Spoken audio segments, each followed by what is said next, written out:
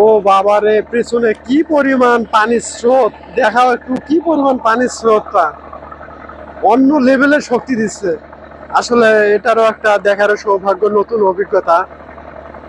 পিছনে হচ্ছে ব্যাগ দিচ্ছে, মানে পিছনে ব্যাগ দিচ্ছে, সম্ভবত একটা প্রপেলার চালাচ্ছে। পানির স্রোত দেখলেই মাথা খারাপ।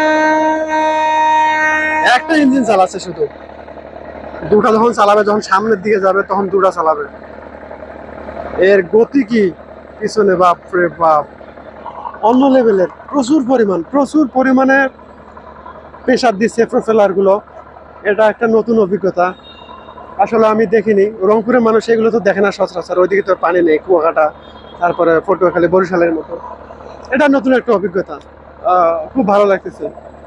এখানে অনেক যাত্রী রয়েছে, খুব ভালো লাগলো বিষয়টা। এরকম একটা পরিবেশ, সুন্দর একটা ওয়েদার, আর এটা এরকম সুন্দর একটা জায়গা, মানে অন্যরকম, খুব একটা ভালো একটা ফিল লাগতেছে।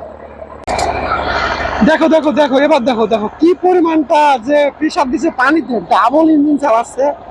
এর প্রেসারটা কি, মানে পুরোটা ঘুরাচ্ছে।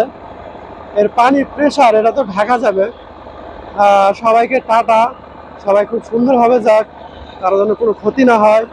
কারণ আমিও হচ্ছে নিজ এলাকা থেকে, নিজ বাসা থেকে বাইরে থাকি, সবার প্রতি ভালোবাসা।